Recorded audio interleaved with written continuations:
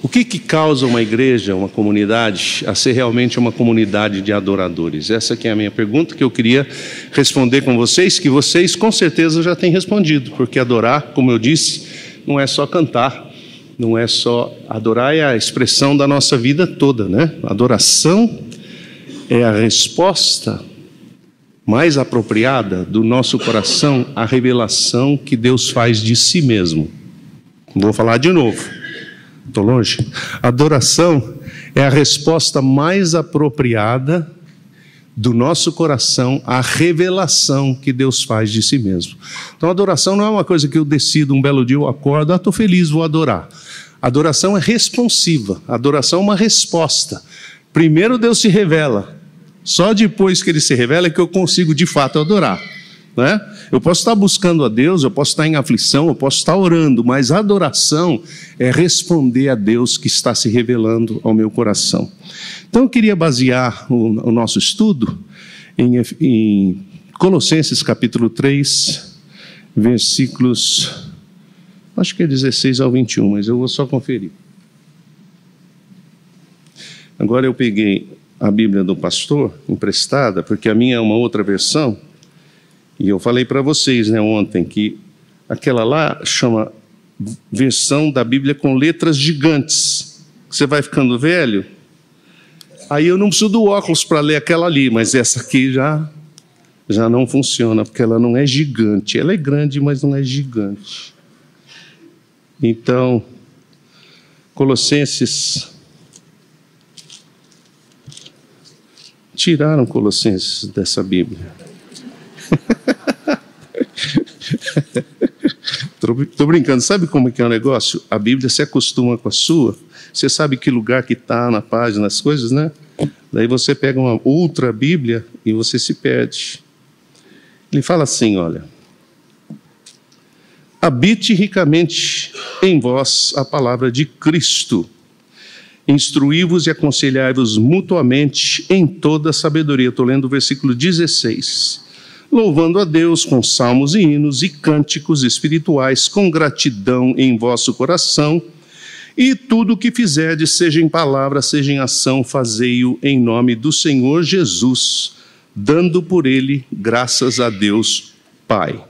Aí vai para trás só um pouquinho, umas páginas para trás, para o livro de Efésios, porque Efésios e Colossenses, segundo os estudiosos, são cartas paralelas que podem ter sido escritas da mesma ocasião, para lugares diferentes, mas Efésios capítulo 5, e são uma passagem paralela, que é uma passagem que você encontra as mesmas palavras,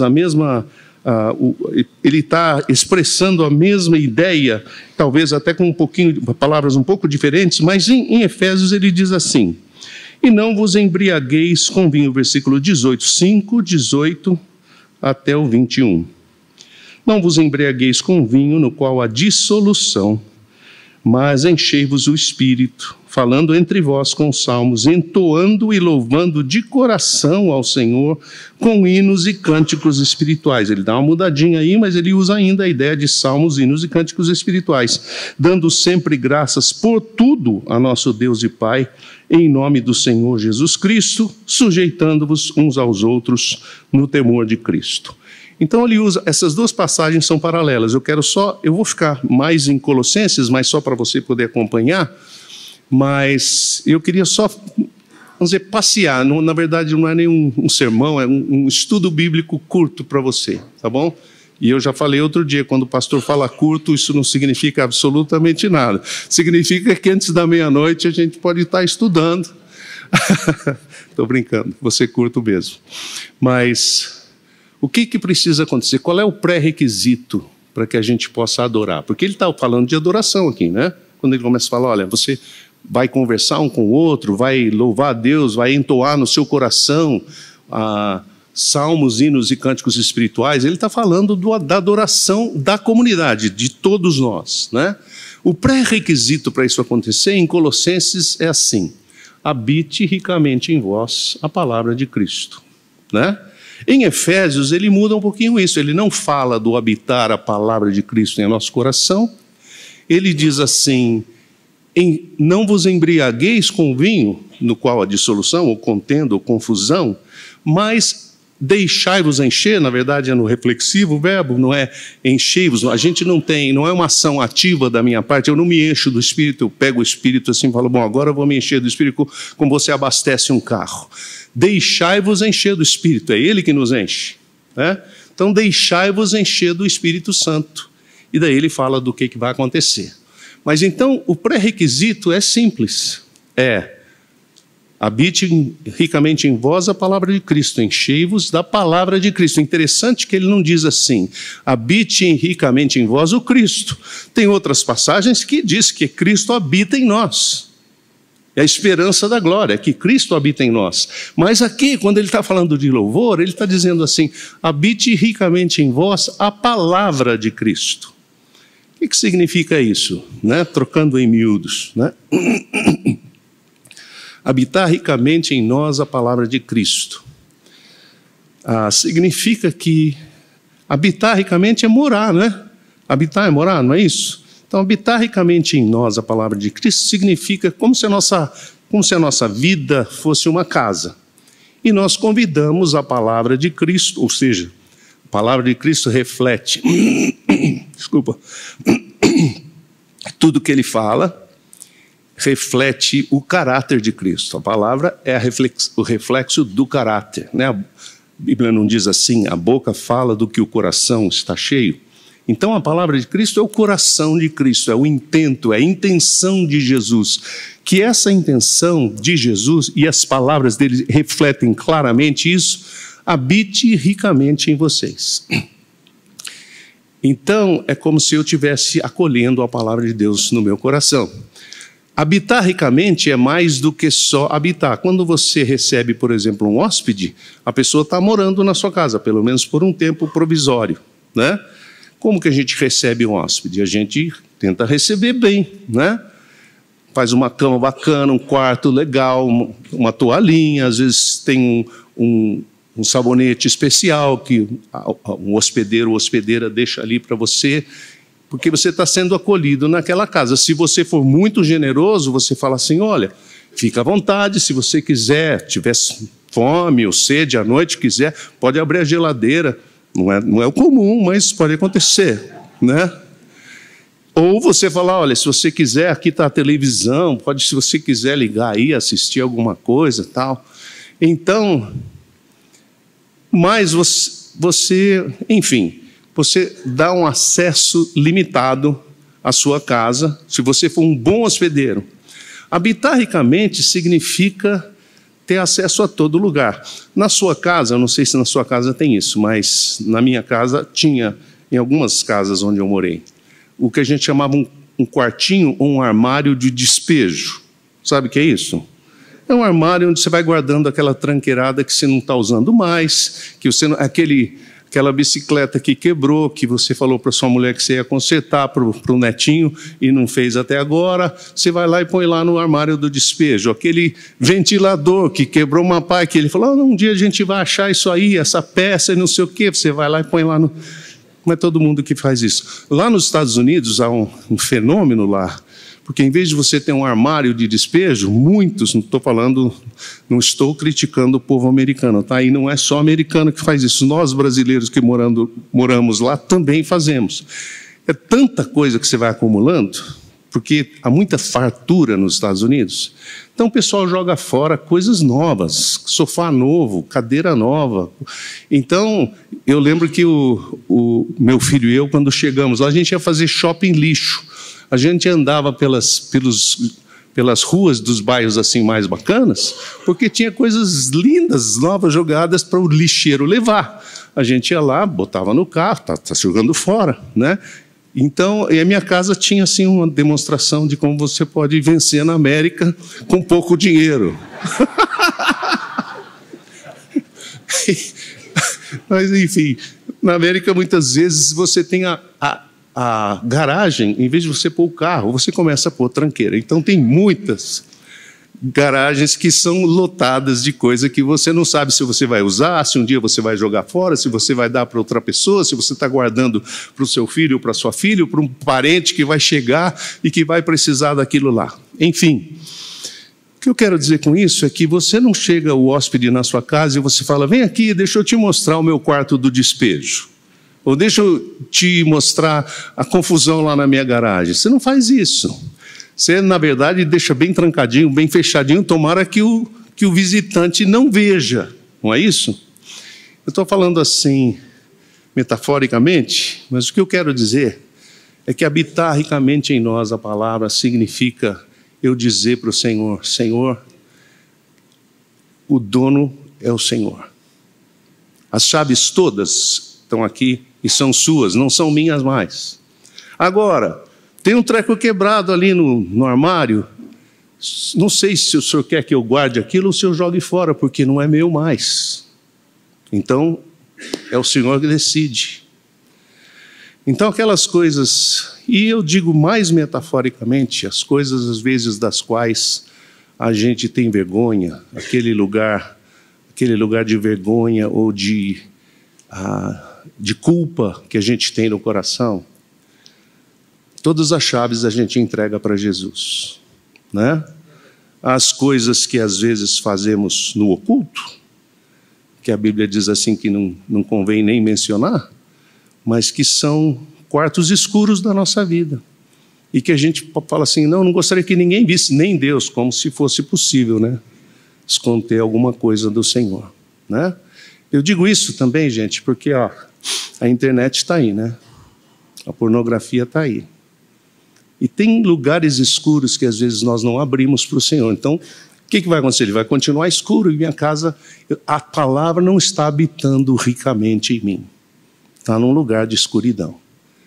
Tem que dizer, Senhor, tudo é teu, mexe na minha vida, mexe no meu coração. Tá certo? Habite ricamente em vós a palavra de Cristo. Muito bem. No outro texto ele fala assim, não vos embriagueis com vinho, mas enchei-vos do Espírito. É interessante esse paralelismo, né? Porque num lugar ele fala a palavra de Cristo, no outro ele fala o Espírito Santo. É porque a palavra e o Espírito sempre deveriam andar de mãos dadas. A gente às vezes tem um conflito, né? Um conflito meio do carismático ou do pentecostal. Os pentecostais são mais do Espírito Santo, nós tradicionais somos mais da palavra e por aí vai, né? Uma das coisas que eu admirava na minha mãe é que ela era uma presbiteriana pentecostal. Então, não sei nem se existe isso, mas ela tinha essas duas coisas no coração. A palavra, uma paixão pela palavra, ela ensinava a palavra. Para você ter uma ideia, ela começou uma reunião de oração na minha casa lá em Campinas, que durou, era toda quinta-feira à noite. O papai era presbiteriano, ele não ficava na reunião dela, que era meio avivada, né? Então tinha oração pelos enfermos e não sei o quê. O pai não, quando ele estava aposentado, porque teve um tempo que ele nem estava na casa ainda, mas quando ele aposentou, mas o que ele fazia? Ele gostava e queria apoiar a mulher, ele montava, vinha umas 40, 50 pessoas, imagina, não era uma casa grande, 40, 50 pessoas toda semana lá para orar. E estudar a palavra, que a mãe fazia um estudo bíblico e depois orava pelas pessoas, seja lá qual fosse, como vocês fizeram hoje aqui, né? Só que um pouquinho mais quentinho, né? o pai montava todas as cadeirinhas para ela e depois ele saía dar uma volta no quarteirão, sentava lá na praça, esperava acalmar as coisas lá, depois ele voltava para o cafezinho. Mas a palavra e o Espírito não estão em contradição, né? Nós precisamos do Espírito Santo. Obrigado. Eu estou suando hoje aqui.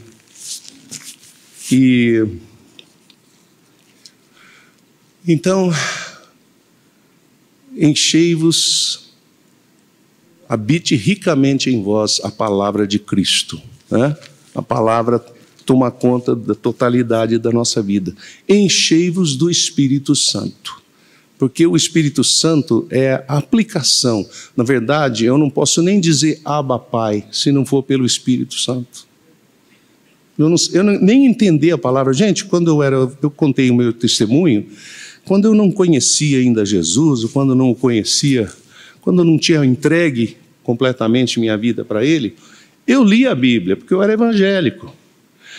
E eu digo para vocês que às vezes com intenção boa, eu queria entender. Mas eu não via sentido. Eu falava, gente, esse livro não fala comigo. O que será? Que tem alguma coisa errada em mim? Foi entregar a minha vida ao Senhor, me render a Ele, e tudo que eu lia parecia que era para mim. Eu falava, não é possível, o cara que escreveu isso aqui me conhecia. Conhecia mesmo. Então, para que haja adoração, tem que haver, primeiro, a palavra de Cristo, segundo, o Espírito Santo. Vamos repetir? A palavra de Cristo e o Espírito Santo. Essas duas coisas é que geram a adoração, tá bom? Não existe adoração sem a palavra de Cristo e sem o Espírito Santo. Eu posso estar fazendo música, eu posso estar fazendo coisas bonitas, posso estar fazendo arte na igreja, eu posso estar fazendo arte para Deus no bom sentido, não arte como minha mãe falava, você deixa de ser arteiro, menino, né? Arte para Deus é diferente de adoração. Como se processa a adoração? E aí é lindo de novo, porque de um lado a palavra fala a minha mente, o Espírito fala ao meu espírito, o Espírito fala às minhas emoções, o Espírito, eu vou chegar lá, ele diz assim que ele diz, enchei-vos, habite ricamente em vós a palavra de Cristo, ele continua dizendo assim, instruí-vos e aconselhai-vos mutuamente. Esse mutuamente, o pastor falou sobre isso ontem, ou uns aos outros, esse conceito de mutualidade, que significa que não é uma coisa que eu estou recebendo de um líder da igreja ou de uma pessoa, um está ministrando para o outro, é uma coisa que eu faço, mutuamente significa um para o outro, um ao outro. Eu nunca contei, eu nunca fui conferir, mas americano que gosta dessas coisas de estatística, um estudioso diz que existem 68 vezes no Novo Testamento que você encontra essa expressão, ou mutuamente, ou um ao outro, um para com o outro. Tem vários lugares. Que significa que um está ministrando para o outro.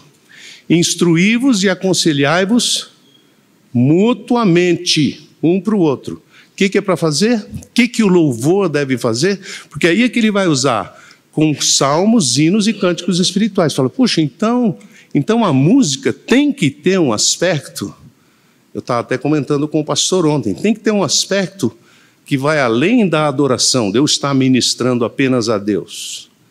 Ela tem um aspecto didático, ela tem um aspecto de ensino. A música é um instrumento fenomenal de ensino. Então, eu devo instruir e aconselhar. Instruir, de onde vem, né? Quando eu falo instruir, a gente tem a impressão, bom, para instruir um tem que ser o mestre, outro tem que ser o aluno. Quando eu falo de instrução, eu estou pressupondo uma certa hierarquia. Eu vou aprender de quem sabe, não vou aprender de quem não sabe. Não sei se você já teve algum professor que chega na classe e você vê que está despreparado e não preparou a aula, e você fala assim, gente, o que eu estou fazendo aqui? Né? Esse cara não está ensinando nada, está enrolando os alunos, né? Mas quando você tem um professor que sabe o que ele está fazendo, você fala, que beleza, eu estou recebendo uma coisa nova. Então, instruir tem essa questão. E tem a ver com a minha mente, eu passar informação, transmitir informação. Aconselhar vem da mesma palavra no grego, no original, em que o Novo Testamento foi escrito, da palavra Espírito Santo, que e significa você estar ao lado de. Porque o Espírito Santo, a palavra Espírito Santo no grego é a palavra parakletos. Para significa ao lado de. Kletos é do verbo kaleo, que significa chamar. Então o Espírito Santo na Bíblia é chamado aquele que foi chamado para estar ao lado de. Não é bacana? Pensar assim, o Espírito Santo é o que foi chamado para estar ao seu lado. O Senhor está acima de você, e você o chama de Senhor e devia fazer isso mesmo. O Espírito Santo também está acima de você, mas ele foi chamado para estar ao seu lado. Então, por isso que ele é chamado, a gente traduz na nossa versão, consolador. O que é consolador? É alguém que não está te dando instrução, mas está te dando o ombro. Porque tem dia que você precisa de instrução, você concorda? Alguém que te diga o que fazer, se está em qualquer empresa, qualquer lugar, se você não sabe o que você tem para fazer, a vida fica meio perdida, né? Mas tem dia que você precisa de consolo, não é verdade? Tem dia que você não está precisando de alguém te dizer o que precisa fazer, só precisa de dizer, olha, estou aqui para te ouvir, cara. Então, o ministério que tem que acontecer na igreja entre nós, e que significa adoração, deve gerar isso. Eu devo instruir e devo aconselhar. Então, quando você sair da igreja hoje aqui, eu espero que você sinta assim.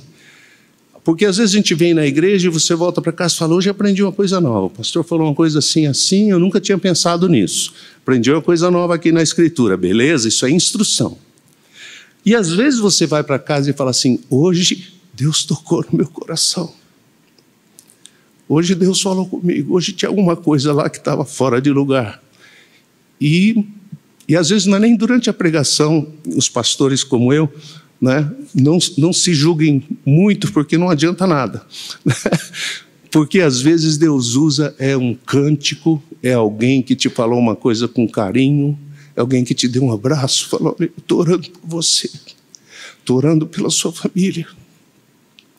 E você sente aquilo como um aconchego, né? Como alguma coisa que veio de Deus. Então, o louvor, a música não deve só mexer com a parte estética, falar que bonito, foi tudo bonito, que bom, que seja tudo lindo, mas que transmita instrução da parte de Deus e transmita consolo. Eu encontrei com Deus, o Espírito, aquele que foi chamado para estar ao meu lado, estava lá ao meu lado, falando ao meu coração. E vou dizer também que ele não te larga, tá? Porque o Espírito Santo é um legado permanente na sua vida. Se você anda com Jesus, não entristeça o Espírito Santo, mas caminhe com ele forte, que é isso que é para acontecer. E isso vai ser feito através da música, as diversas possibilidades da música. Os salmos, que falam muito das nossas emoções, os hinos, que são de exaltação, de exaltar a Deus. Quando eu exalto a Deus, aquilo comunica uma coisa, às vezes comunica no seu coração. A gente estava cantando hoje, qual música que foi aqui? O Rei da Glória. O Rei da Glória desses dias aqui, eu não sei o que tem acontecido, mas nossa, tem pegado de uma maneira assim que eu falo, nossa, que gostoso, a presença de Deus está cantando para Ele quem de fato Ele é. Isso enche o nosso coração de alegria, de êxtase, eu podia dizer assim. Muito. E cânticos espirituais, que são essas canções que são a espécie, o nosso testemunho. É aquilo que eu estou cantando, dizendo o que Deus fez por mim, o que Ele fez na minha vida. Está tudo ótimo, eu devo cantar essas coisas, porque elas edificam, elas educam e elas consolam. Quando eu conto o meu testemunho, a pessoa fala assim, a pessoa falou lá, eu também estou passando aquilo. Quando o salmista diz assim, eu estava desesperado e clamei ao Senhor, você lê aquilo e fala, poxa, então ele ficava desesperado? Então poxa, agora eu identifiquei, agora eu entendi. Isso ajuda você a encontrar o ensino, aquilo que Deus quer trazer para o nosso coração e o consolo. Muito bem, só finalizando. Então, o que precisa acontecer? A palavra e o Espírito, tá certo? Vamos repetir? A palavra e o Espírito. O que acontece? Ensino e consolo. Ensino e consolo. Quando isso está se processando, o resultado da adoração, que vai acontecer na sua vida e na vida da igreja, ele diz com bastante simplicidade, mas muito abrangente, e tudo que fizeres, seja em palavra, seja em ação, fazei-o em o nome do Senhor Jesus, dando por ele graças a Deus Pai. Então vai ser uma vida de gratidão, vai ser uma vida de adoração de verdade, e vai ser uma vida de rendição total, isso que eu quero dizer, porque você fazer todas as coisas em nome do Senhor é entender realmente o que significa ser discípulo. É que quando eu estou chegando num lugar, não estou chegando só eu, mas Jesus está chegando naquele lugar, então a coisa é séria, gente. Fazer em nome de é como se você fosse um embaixador, você é o representante daquela pessoa. Você não é só você que está ali, mas é você e aquele que é o dono da sua vida, que é dono de todas as chaves do seu coração. Amém? É isso.